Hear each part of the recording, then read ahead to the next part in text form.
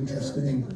I'm going to share with you some things during my 2 tours in Vietnam that we were told not to discuss with anybody, so forth and so on. To me, it's an eye-opener when I was a young 19, 20-year-old. So I hope you find that interesting. I call it the good, the bad, and the ugly. Obviously, Vietnam was the ugly. There were some good times. And then, of course, the Apollo mission. And so hopefully 7, maybe a half hour for each session. Feel free to ask questions. The last thing my wife did is make sure I wear my hearing aids, so I do have them. And so without further ado, I'm going to get started with the presentation. I have I call it my canoe picture. I lived on board the ship 3.5 years at Long Beach, California. And I'm going to apologize tonight. I had arguments 4 or 5 hours digging up the septic tank. So I'm a little froggy, but anyways, I had to get the covers uncovered, if you would. So if I get a little froggy, I'll just get a drink of water. Okay, and then on the right there, of course, is the Apollo mission, for the first man on the moon. The exits, this is just a standard presentation. The exits, please silence your phones, or Petty Officer Hetherington alone knows. Photos are acceptable, and I'll autograph them for $20, or I'll give you $20 to take the autograph. So, as I indicated, 2 tours of duty in Vietnam, and then Apollo 11, 12 recoveries. I did a presentation for my old Reserve Center, Army, the Navy Marine Corps Reserve Center on Paul Road. So I put this together for the Sea Scouts to make sure they knew Memorial Day is honor those men and women who gave their lives to defend our freedom. And Veterans Day, honor all men and women who served in our armed forces to again defend our freedom. I did a presentation there and talked to them. The lieutenant commander wanted some history, and this is the history of some of the working uniforms. ODs, mostly Army, olive drab, the years that they used those. BDUs, battle dress utilities. National Guard, when I was in National Guard, I wore those. Tiger stripes, I think you all know the Special Forces, Navy SEALs, and some of the airborne groups. And then my uniform, Navy working uniform, dungarees. And thank you very much. We principally invented the bell bottom. People, they didn't just come along. The Navy began the bell bottoms. And I customized mine when we were on R&R in Bangkok, not Bangkok, but in Hong Kong. And they were called Seafarers. And we'd catch hell when we came back because they weren't standard, but we did it anyway. So our boots were called boondockers, versus some of the Army jungle boots and so forth. Dress blues, again, Hong Kong, they call them gabardines. They were sharp, 18, 19, 20-year-olds. We had them tailor made, and the belts were perfect. When we got back to the States, again, we caught hell for that, but sharp break in the bell schools, Sharp Patrol and others in the U.S. weren't too happy with that. Can anybody hear me okay? Yes. Okay. The good, bad, the ugly. Tom Hetherington. Again, I was Navy ETN-2, which is Petty Officer 2nd class, on Navy side for 8 years. My cousin was 209th Artillery Rochester. He says, I need a commo chief with top secret clearance. You want to come over, I'll give you E6, which is Staff Sergeant. I switched over. Month and a half later, I get a phone call. We're on standby for Desert Storm, which Marty and his wife knew my ex-wife, and she was livid. You went to Vietnam twice, now you're going to Desert Storm. But I won't get into the details, but our guns were too big for the desert, so we ended up not going. On the USS Hornet, I was on board 3.5 years, aircraft carrier, and there's the picture. we called it a bird farm. Obviously, we had helicopters and fixed wing. Our primary duties were Vietnam Coastal Patrol. I was there 67, went back 68, 69, and I had a third tour that I was going to have to go on, but the war started ramping down. So I got out June 15th, 1970 from active duty, and then I'll get into my reserve unit here. I switched to an amphibious assault group out of the Reserve Center on Paul Road, and this was out of Little Creek, right near where the Navy SEAL Team 6 was located. It was called LST 1194, Lamora County, and some of the things I would like to educate you on. LST, landing ship troop, purposely beached itself. So the LSTs go on the shore, ramps come out, we unload the tanks and the Marines, so forth. The other one, the LSD, landing ship dock, is the only ship that purposely sinks itself. And it takes on water on the aft end, that's the backside, and so the boats can come out the back. So a little history. It was called, the bird farm was the aircraft carrier. This was called the Gator Navy for that reason, on the beach and so forth.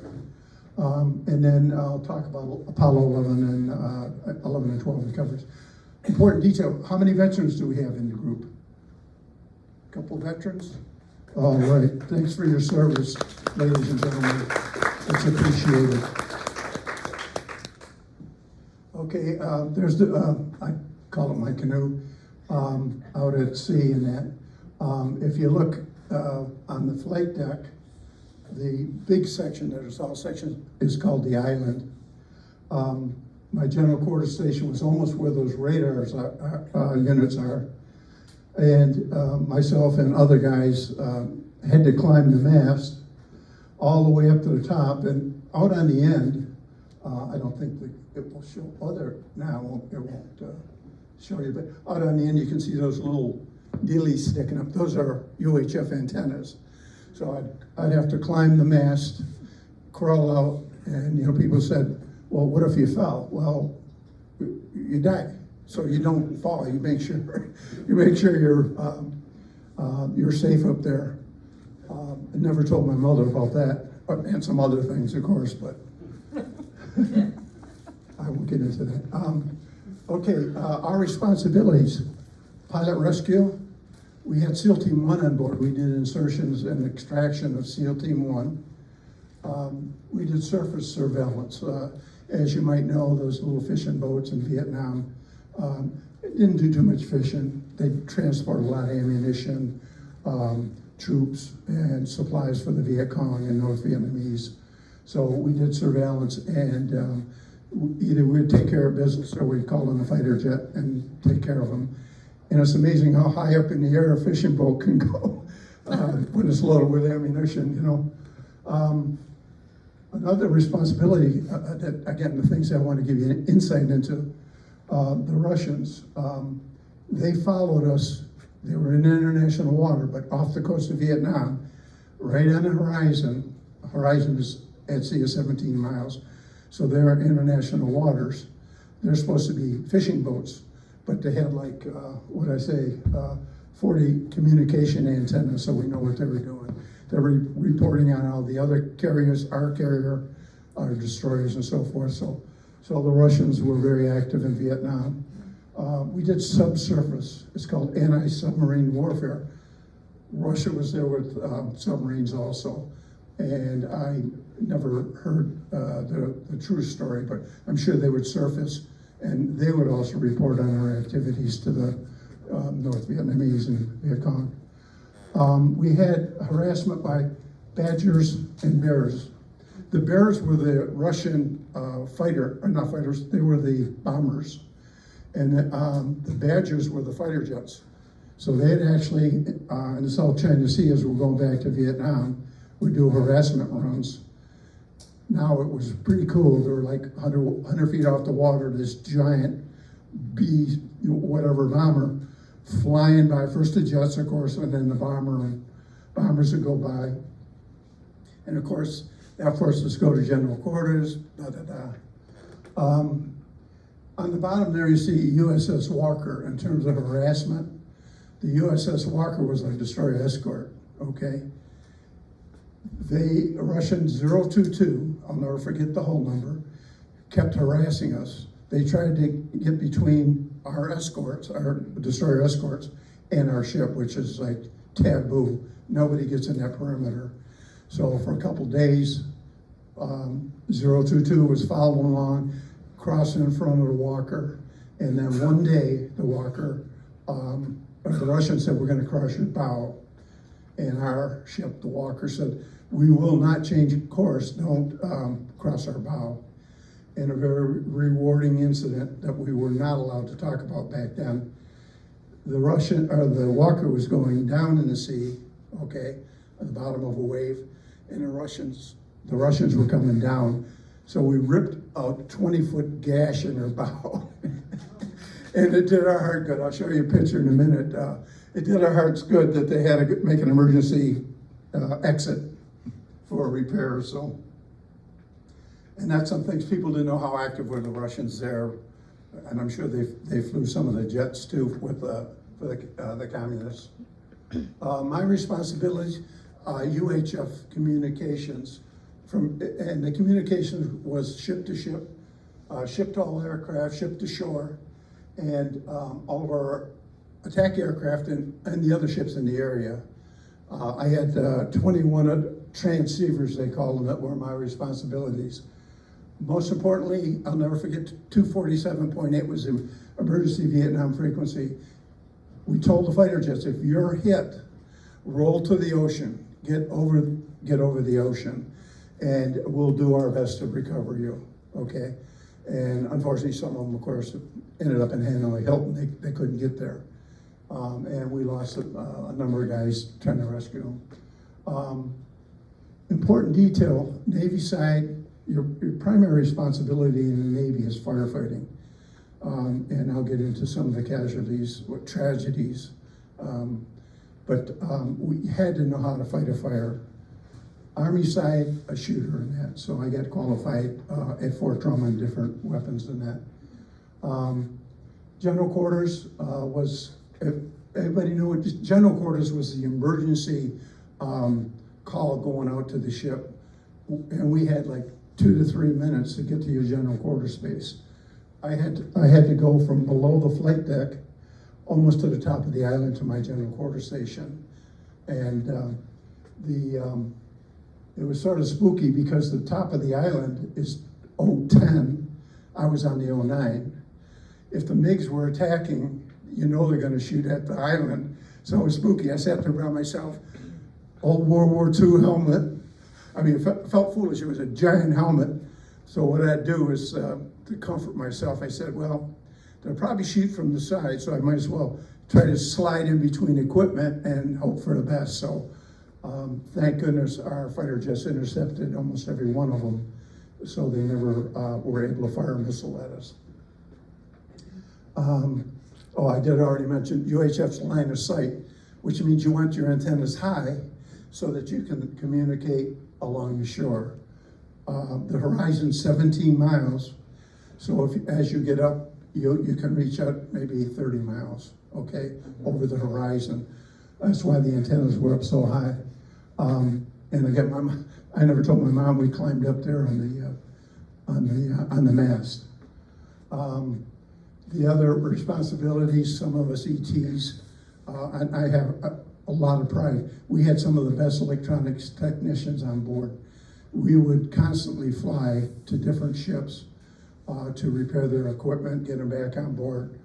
I flew to one of the gunboats. I was there a couple days.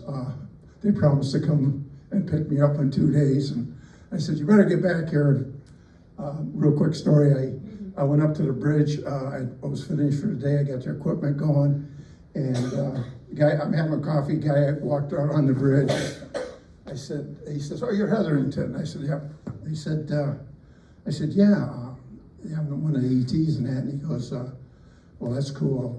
Welcome aboard. I said, well, what's your responsibility? He goes, I'm the captain. I said, well, shook my hand, you know, put his arm around me, thanks for coming over, helping us out, and, you know, it was very, very cool recognition. Okay, quality of life. The first tour in Vietnam, we had no air conditioning. So on the back of the island, and I'll show you a picture, it's called a radome. It's a radar dome. We would take extra mattresses, lay them in a circle underneath the radar. So all night, it's final approach radar. And it was horizontal and vertical all night long, but it's only way we could get any sleep because it was so hot. And the second tour, we had AC installed, but the heat and humidity, of course, as you might expect, was like we've had here and worse. Quality of life, I don't know if anybody knows about a Navy shower, but it's very, made very clear. You water down, you know, wet yourself down, shut the water supply off, scrubby-dubby, rinse, and then get the hell out of there. For the Apollo mission, some of the news media didn't quite get it. The captain sent the word down to the media, and if you people don't respond and take the Navy shower, you will not have any water. Primarily because the water on Navy ships is used for the boilers to create steam to turn the props. So quality of life, you could take a shower when they would allow you to take a shower. Obviously, we needed the water for food too, food preparation. So, the bottom one there is very important to let you know we're rolling the money. When we went on R&R, our combat pay was $35 a month. $1 a day to be in the hostile fire zone, you know, so I'm sure we didn't break the piggy bank, but that's what it was. You said you were on the ship for 3 years. Was that consecutive, or did you have R&R? It was 3.5 years assigned to the ship. Mm-hmm. In Long Beach, we went into dry dock to repair things. Uh-huh. So I had an apartment with my wife, and so we did have some quality of life for, it was about 9 months, and then we headed back overseas again. R&R trips were from the ship to different countries, and I'll get into that in a minute. Chinooks, a lot of people, you know, the Chinook aircraft or helicopters, they were a godsend. They would come out and they'd bring us, as when we ran low on food or mail delivery or whatever, the Chinooks would come out and replenish us. Pellets of food, and they would bring out a USO show. Our planes did the surveillance, but they also brought mail out from mostly the Philippines to the ship. Oops. Oh, I don't know how that got in there. That's one of the shows. These are all Filipinos, and you don't call them Filipinos. You call them Filipinos. They say the P instead of F, so you call them the Filipinos. And they came out and they did a show for us. The interesting thing, and I'll talk about underway replenishment with the oiler. These girls, not a ship, we'll be right back. They went to the side of our hangar bay. This was in the hangar bay below the flight deck. So they went on the side of the side of the ship off the hangar bay, and they're dancing out there. You've never seen U.S. Navy guys move so quick on the oiler to catch part of the show. It was hilarious, but anyway, so it was really appreciated that they came out. There's a radome. There's an entrance on the other side of the radome, and that's where we'd sleep 20 guys on my first tour. A little crowded, and then if anybody had to watch, they opened the door and they'd yell, "Hetherington!" They'd use military jargon to get your attention. You're on watch, okay? So wakes everybody up, but at least they could go back to sleep, and it was fairly cool. So if you look up, there's the mast going all the way up, and the yard arms that I'm talking about. You see the antennas on the end? That was my responsibility, crawl out there, take the antenna off, either carry it down, or a lot of times we just lower it down and repair it. Excuse me just for a second.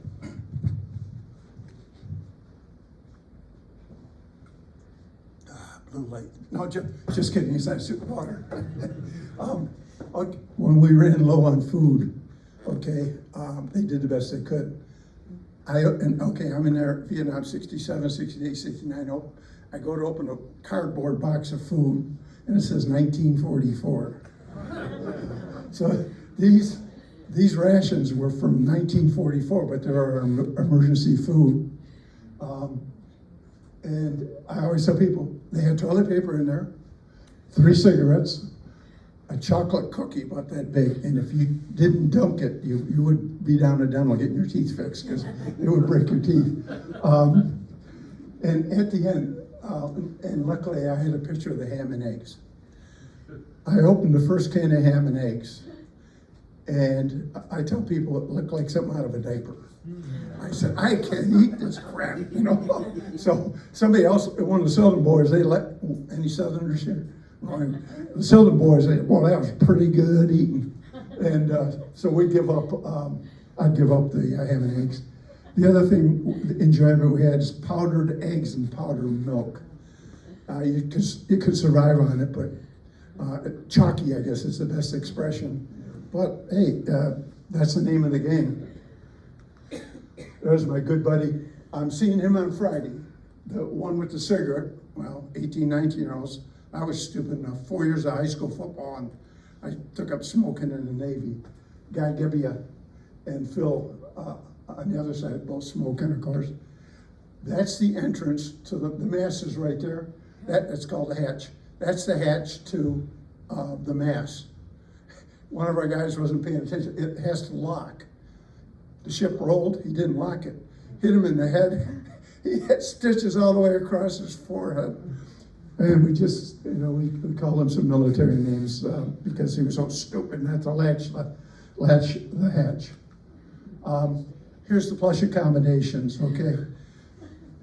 These racks were from from World War II. The ship Hornet was a World War II. This was a picture, not of our racks. This was a picture of plush accommodations. Look at how much room they had, okay?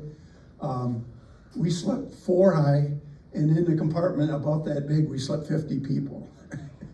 So it was the way it was. Okay, here's Phil. There's the little locker we had, okay? And that's how much room you had between the racks when they're 4 high. So you crawled in, you crawled out.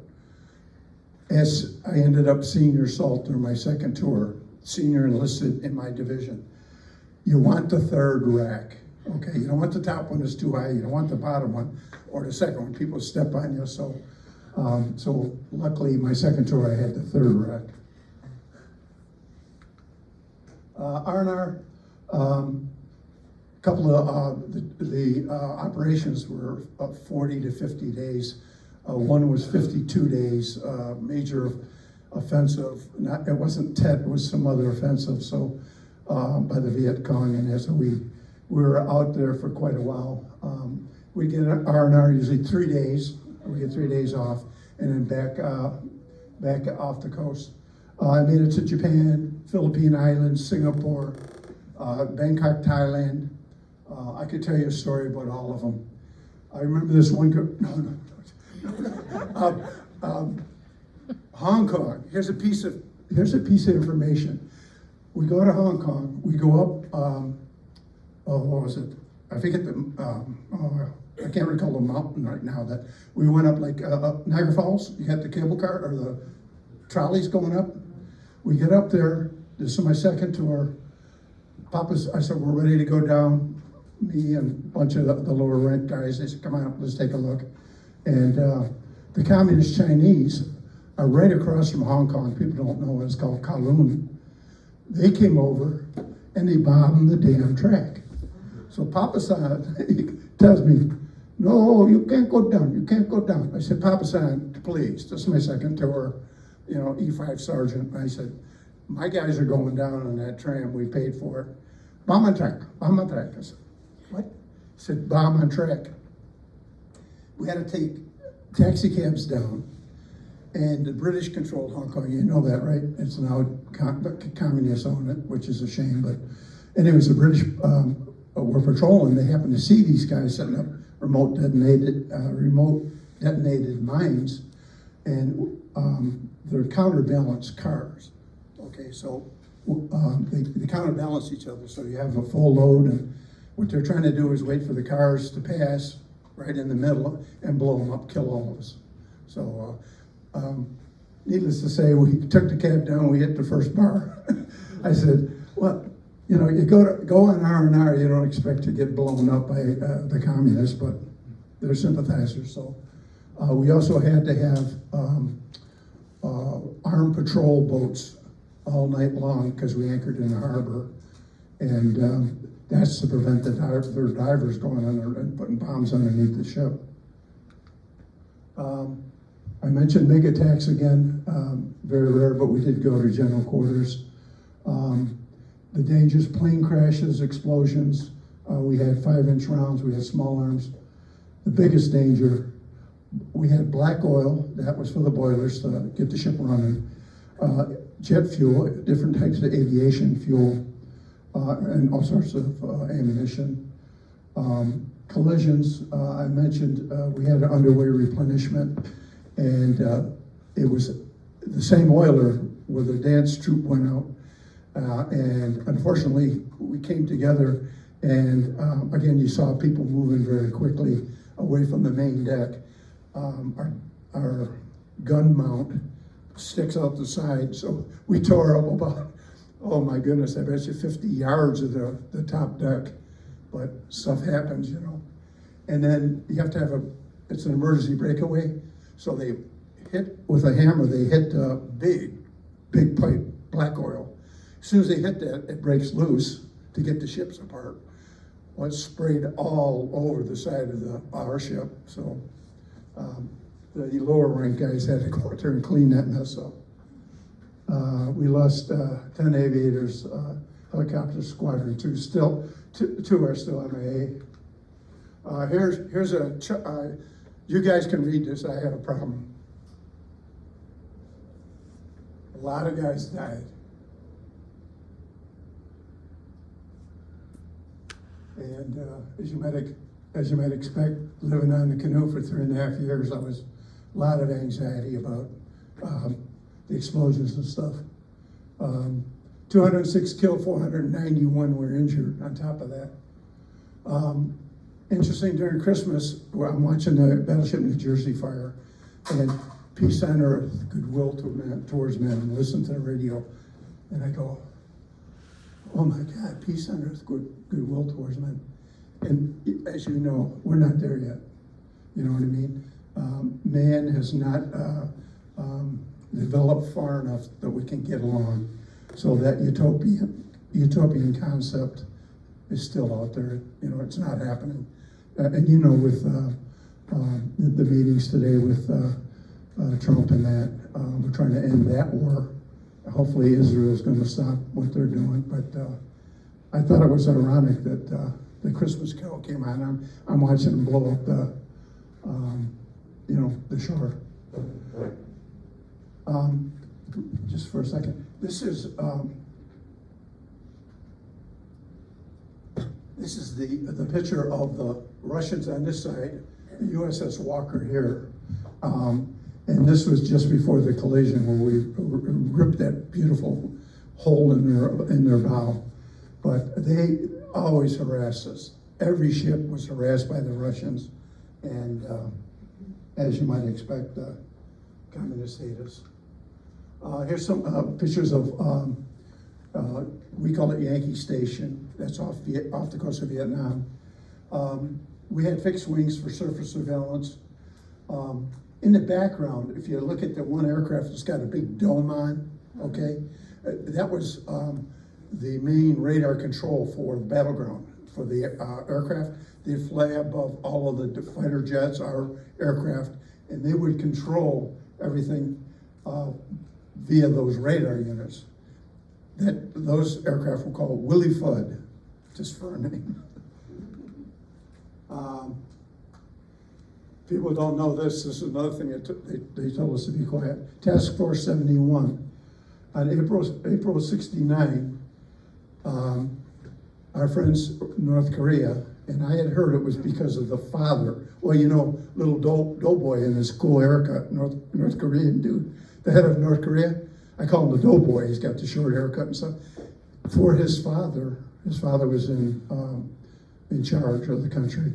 They said that they sent the two MiGs up to purposely shoot down an unarmed aircraft out of Atsuki, Japan, killed 31 of our naval aviators. Unarmed, they were unarmed, in international airspace.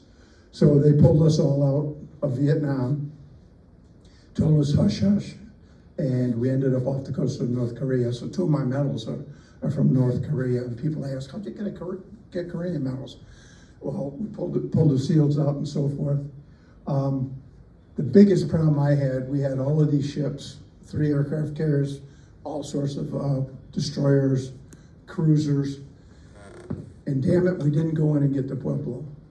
Instead of going into port, getting the Pueblo, send a minesweeper in first, and then 2 destroyers and grab the Pueblo and pull that out, to pay them back a little bit. But we did a show of strength for about a week and a half. Ironically, no North Korean MiGs left the runway. We were ready. There was a lot of big talk. U.S. was gonna retaliate. There were all these different options that people don't know about. We were going to kick butt, take names, but they didn't want another war going while Vietnam was going on. This is my division, this is find Tom, find me in the picture. Can you see? Oh, I gotta walk over this way. The light won't work. That's me right there in the middle. People go, oh, you used to be good looking. I go, hey, and I had to do military jargon to respond to them. What about you? So, anyways, so that's part of the division. We had about 50 guys. Okay, here's the guys that got killed. 2 are missing. The missing in action on the bottom, they have been found. There's still 2 guys that the helicopter crashed. Pilot, co-pilot got out. They were still strapped in and they went down 2,000 feet. I did receive correspondence from both of the families, which was, wow, humbling. So, okay, any questions on the Vietnam stuff? You said you were in communications. I'm sorry, what? You said you were in communications? Yes, and I'm sticking to it. Okay. What did you do encryption, decryption? I actually installed one of the crypto. We call it crypto. Right. I actually installed a crypto. Okay. And once we installed it, it was in the back of Combat Information Center, CIC, in a secure area. Right. We were not allowed to go back in there. I had a top secret clearance, but it was the crypto was so important to safety of our planes that they wanted nobody in there except authorized people. So yeah, we had crypto. Okay. Are you familiar with crypto? Yes, I was in communications in Washington, so I am very familiar. But I just wondered on the ships, when you're verbally talking, you can't encrypt that, but you can encrypt your teletype or whatever you're using. Yeah, it's true. And if you've ever listened, well, you probably have, but if you ever listened to crypto, yeah. What's going on? It's like there's no way that you can without decoders figure out what the communication is and that. So, but we did the crypto. I did UHF, but we did the crypto through HF, high frequency, because that could reach way out there. Any other questions? When you say missing in action and they found them, where do you find them? Oh, they know where they're at. They're on the 2,000 feet down. We can't rescue them. We couldn't rescue them. They're strapped in the helicopter, there's nothing that can go that deep, and that's, they're buried in the place. They're buried in the sea. They're buried in the sea, missing in action, yeah.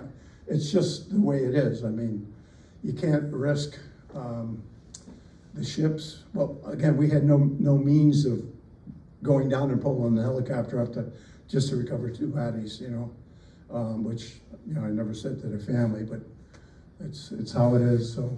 Any other questions? Could you repeat my question to the audience?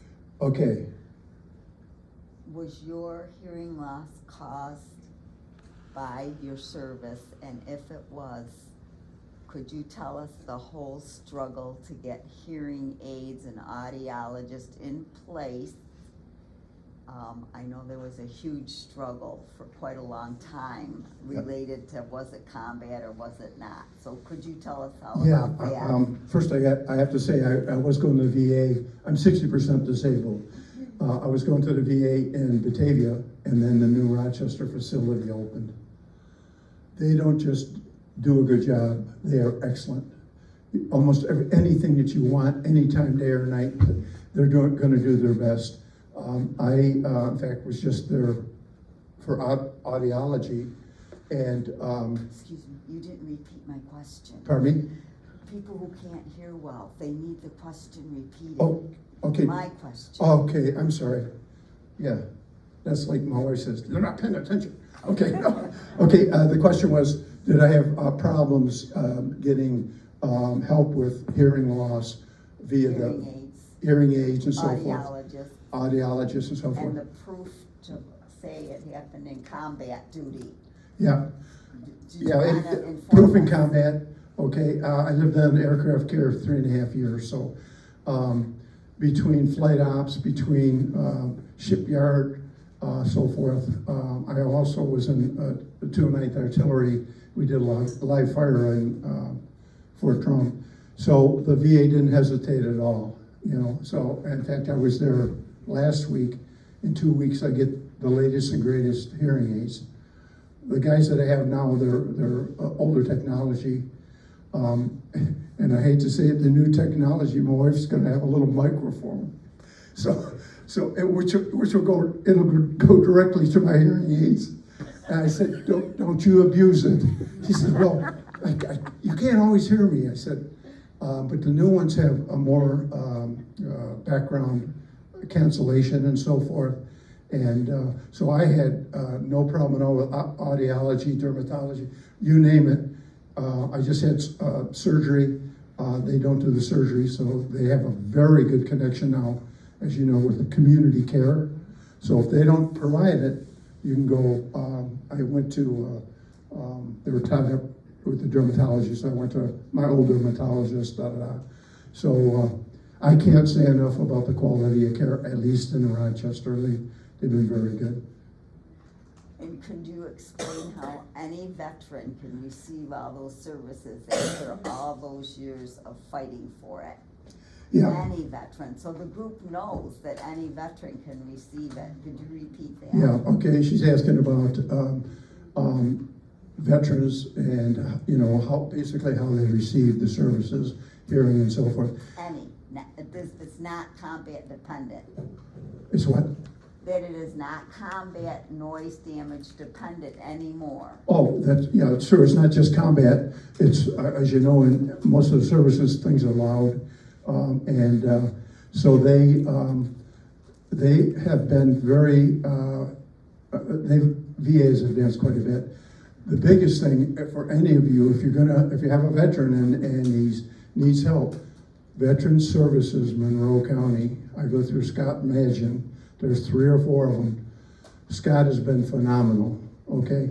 After they did my test and found out that I only have 30% in one ear and 40 in the other, he's going back now to upgrade my disability.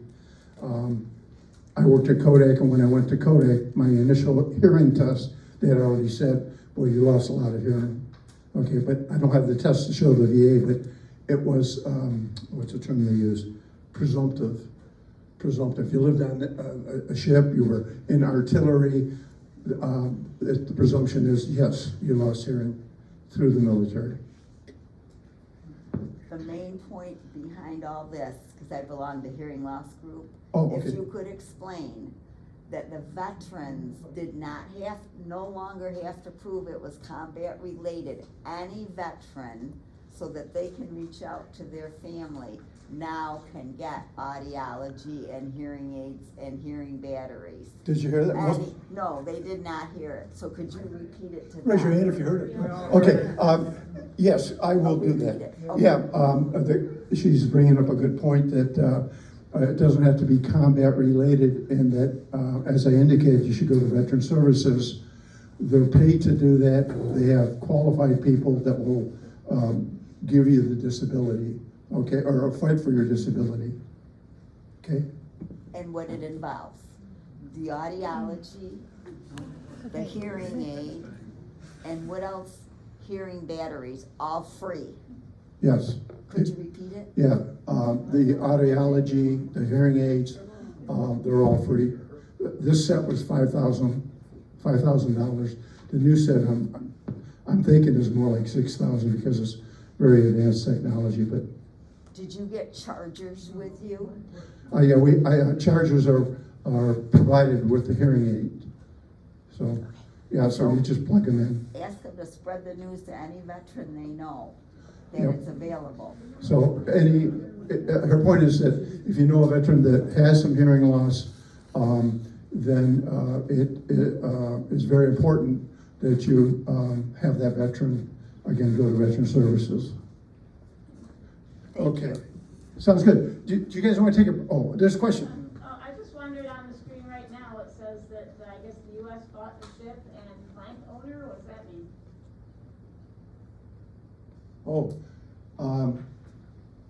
Yes. The good news, again, the good, the bad, and the ugly, and I was gonna do that, I'm glad you brought it up, so I didn't forget to do it. We bought the ship. I just decommissioned it in Bremerton, Washington. The World War II vets, Korean vets, and Vietnam vets said, no, you're not gonna scrap this ship. So I donated money, became a plank owner, to have the ship pulled from a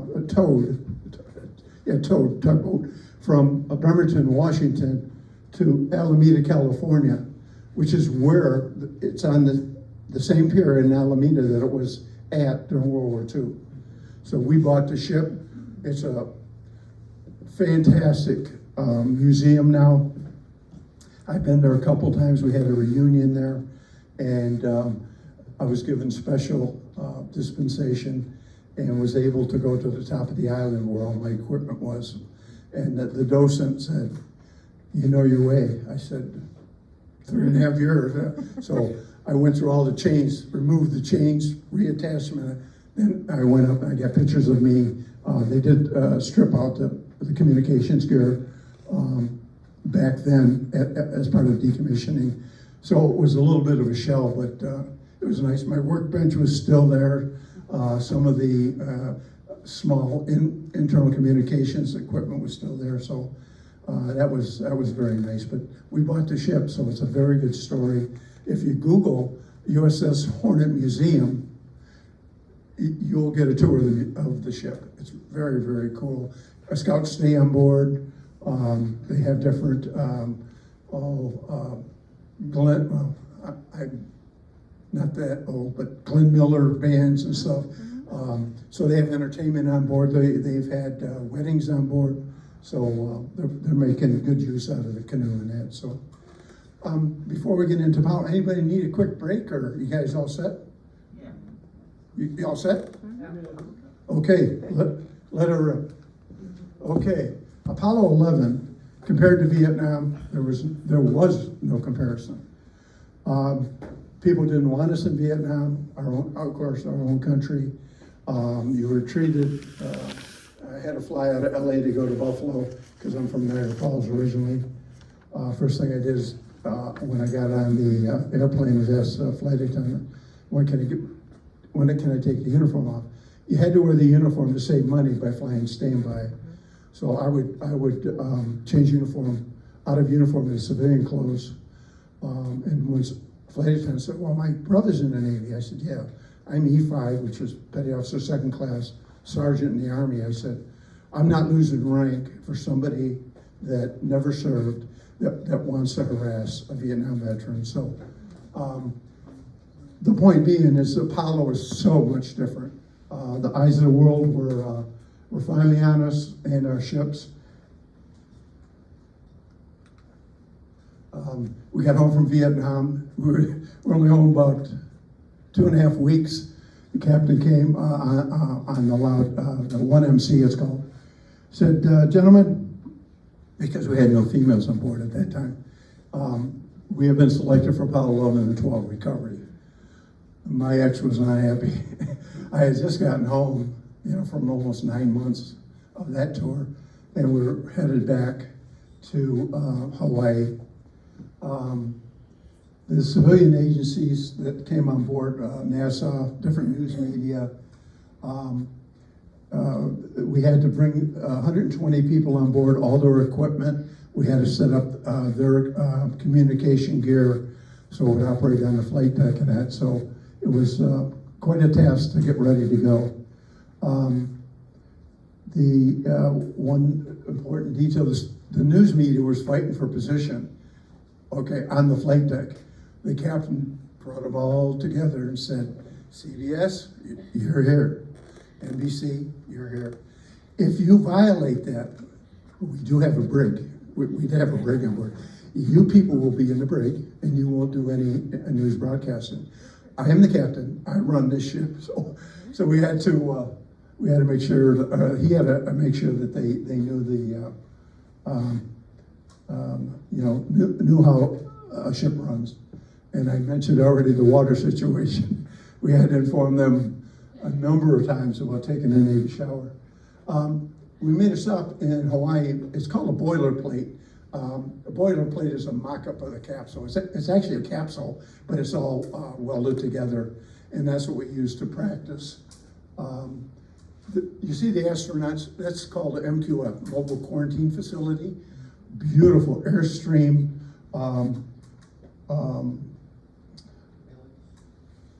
Airstream, I can't even think of it now. Trailer. Huh?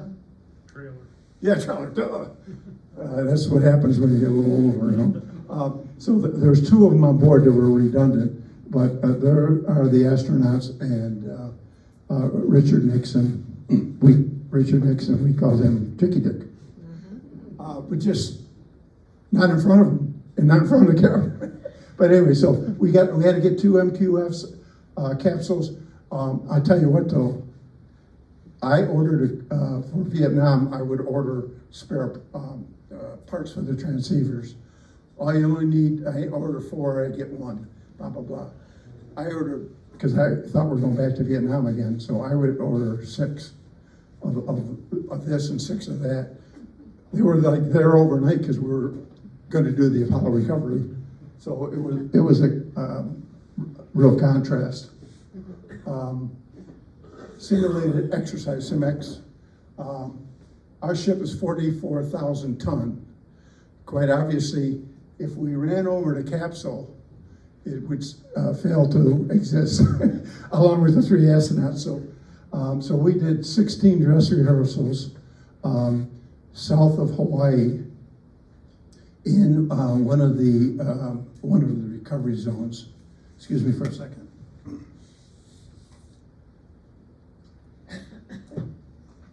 I forget how long. I think it was like 2, maybe 2.5, 3 weeks. We did rehearsal after rehearsal. We ended up on the equator. Anybody know shellback? You've ever heard shellback? It's a Navy tradition. Before you cross the equator, you're a polywog. When you are on the equator, all Navy ships stop, and you have a ceremony to transition from polywog to shellback. Crawling around on the flight deck, you crawl through garbage chutes. You have to kiss the baby Buddha's belly. If your hair was too short, they cut a chunk of hair out of your head. It was part of the initiation. And so this is a picture of the shellbacks. The guy on the flight deck, there's these, oh my God, they're tie downs for all the aircraft. There must be 1,000 of them.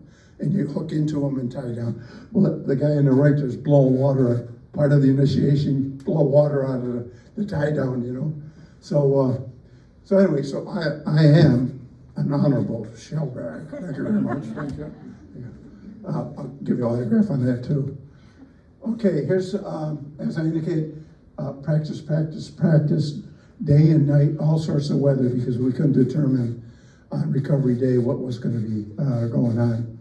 We had 2 complete backup teams, 2 helicopters. We had SEAL Team 1 on board, and so the rehearsals were redundant wherever we could possibly do it. I'll show you the dignitaries that came on board. John McCain's father came on board, and Richard Nixon. So we had to simulate welcoming the dignitaries on board and that. So, I mean, everything was down to the nth degree in terms of practicing that. July 24, 69, 5/12, President Nixon arrived, okay? And Admiral McCain, John McCain, was on board to greet the president.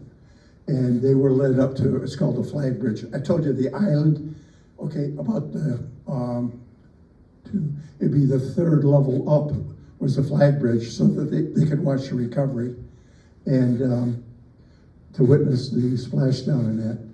I got to meet, in Vietnam, I got to meet John McCain's father. The guy was all of 5'5", from what I heard, a heavy drinker, steamer. He comes walking into our ET shack with the Marines, take it on deck. We all pop up, here he comes walking in, got our cigar, smoking a cigar, which you're not supposed to be doing throughout the ship, but he's smoking a cigar. McCain's the name, Navy's the game. How you doing? Da, da, da, da, da. So he says, how's it going? I said, well, Admiral, you know, the sea rats from 1944 are a bit much. Marine, write that down. It was like, within like 2 hours in Vietnam, a Chinook came out with food from shore. So he was a kick butt dude, but I think the alcohol finally got to him and took him out. Re-entry, it was a cloudy day, but the captain got on, it's called the 1MC. It's internal communications, but it's throughout the ship. And he announced, silence on board, the chutes are ready to deploy. Went silent, I was up on the flight deck, I just checked my equipment. And here they come, orange and white, and here comes the capsule. Now, out at sea, we were probably 5 miles from the actual touchdown. Out at sea, that's about, 500 yards. So it's like, but then our HS-2, Helicopter Squadron 2, was right on top of it. They were already airborne. They watched, on our radar, we could watch them re-enter, and then the helicopter was right there with the SEAL team. Splashed down several miles. The SEALs had to jump into the water with a flotation collar to hold it stable so that the astronauts could get out, climb into a rubber raft, and then be picked up by the helicopter and that. So that was a big responsibility. And if you don't know anything about the capsules and that, it was in, I think it's position 1, which is upright instead of upside down. They won't drown, of course, it's secure, but it was in the best position they could possibly be in.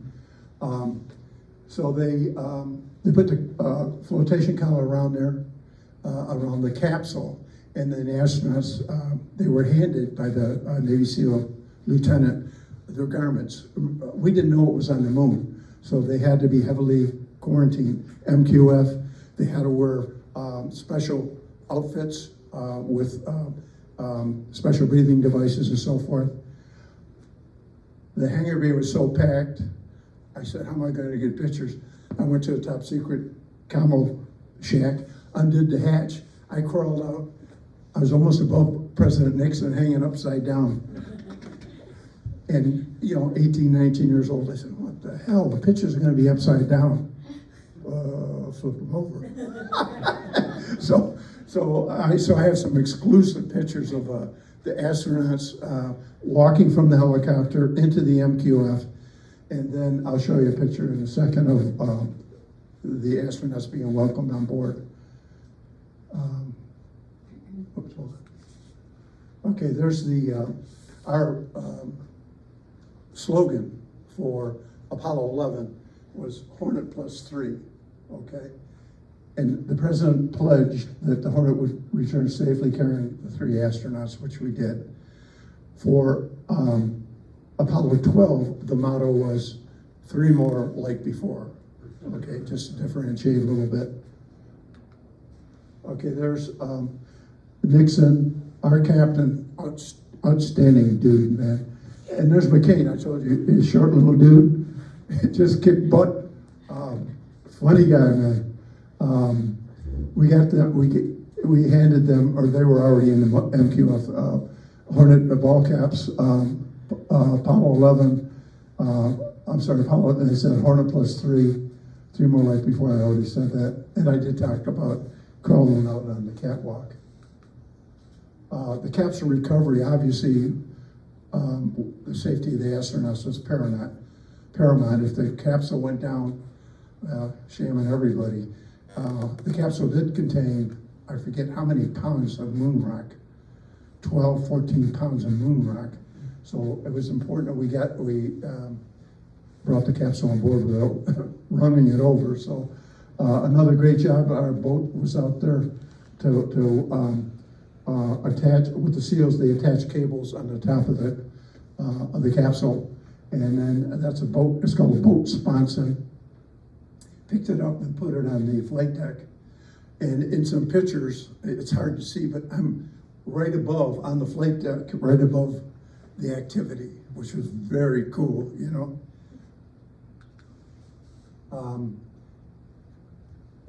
ahead.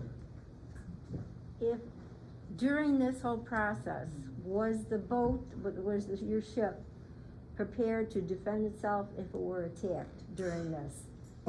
We always had 5-inch rounds for our guns. We had plenty of small arms in that. There were other ships, a lot of people don't know, there was a chain of ships in the link.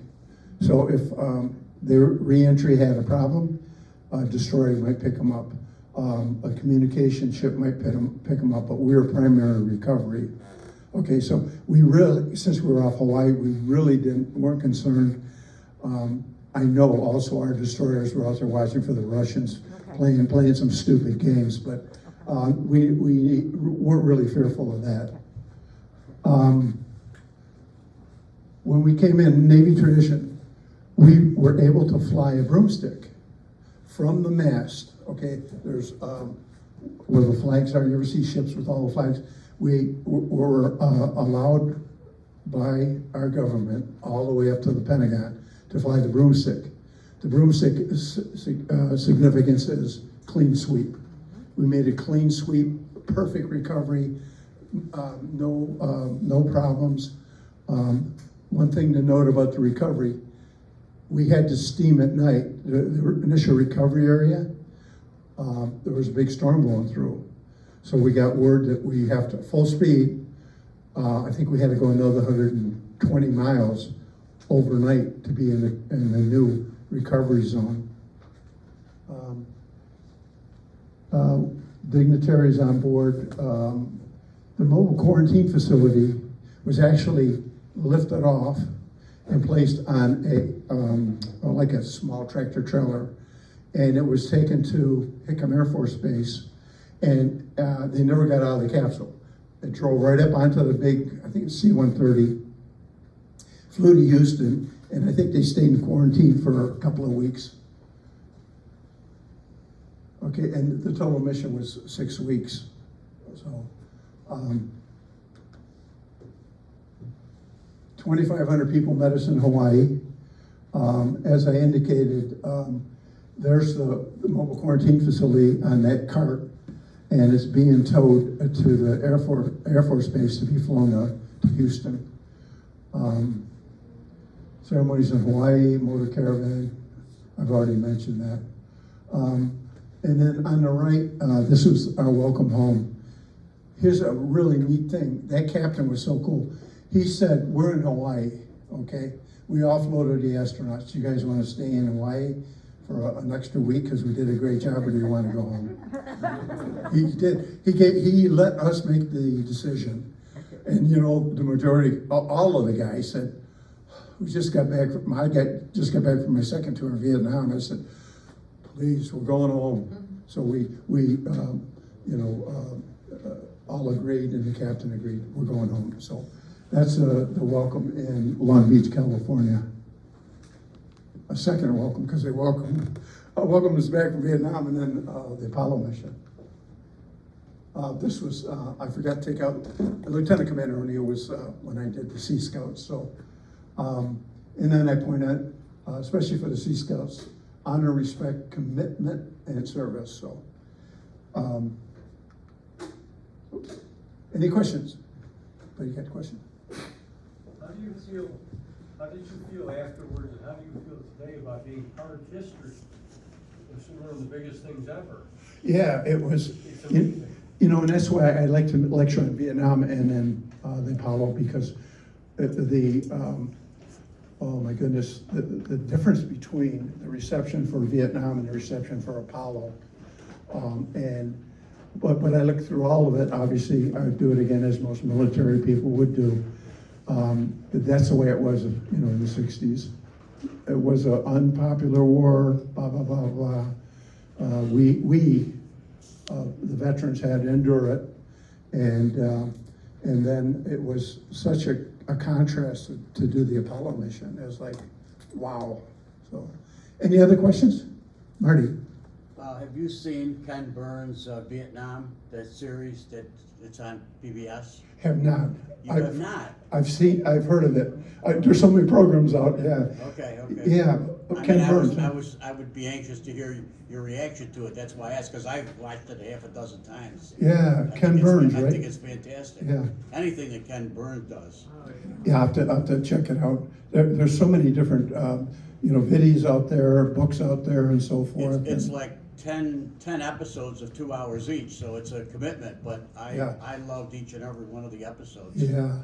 I'll And have it to also do it. had the best music ever, Yeah. like rock and roll, that was, Hoochie Coo.